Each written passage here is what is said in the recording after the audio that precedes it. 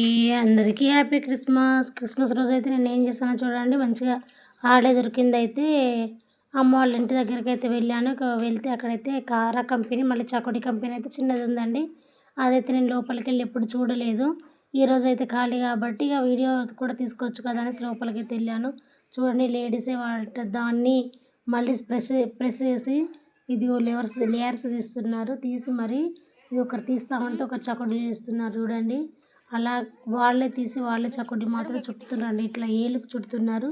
మీకైతే ఈ చకోడీలు చేయడం చూపెడతా. ఇక వాళ్ళైతే ముందే పిండి కలిపేసిండ్రు. నేను మాది పెట్టలేదు, చూడలేదు.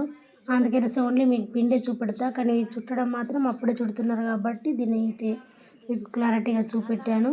అది చకోడీ మాత్రం తయారు చేసారు అందరూ. చిన్నపిల్లలను పట్టుకొని కూడా వచ్చారు పనికి. ఓకేనా, చూడండి.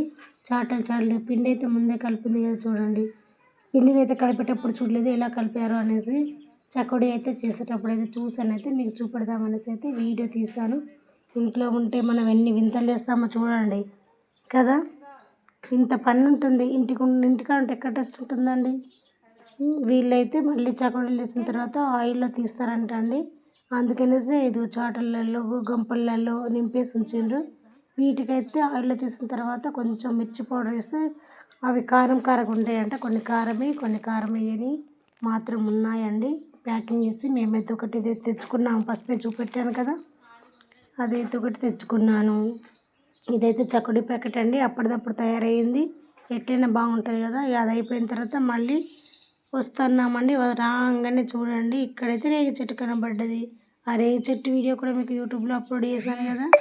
ఇది రేగి చెట్టుకైతే లేక రేగి చెట్టుని చూస్తే మాకైతే ఎంత సంతోషమో తెలుసా అండి. అందరము సంతోషపడి చెట్టు అంతా దులిపి పడేసినామండి.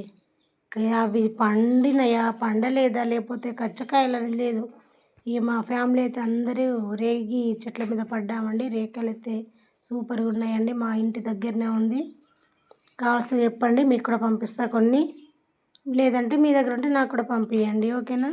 మళ్ళీ చికెన్ కర్రీ అయితే చేసుకున్నాం ఇంట్లో. వచ్చిన తర్వాత చికెన్ కర్రీ చేసుకొని మళ్ళీ మా ఫ్యామిలీ మొత్తం అయితే ఒక్క జాగాలో కూర్చొని తింటే అది మాత్రం సూపర్గా ఉంటుంది కదండి. ఒక జర కూర్చొని తింటే ఎంత బాగా అనిపిస్తుంది చెప్పండి. అలా అందరం అయితే కూర్చొని అన్నం అయితే తిన్నామండి. అప్పుడైతే ఆ ఆనందమే వేరండి. ఓకేనా.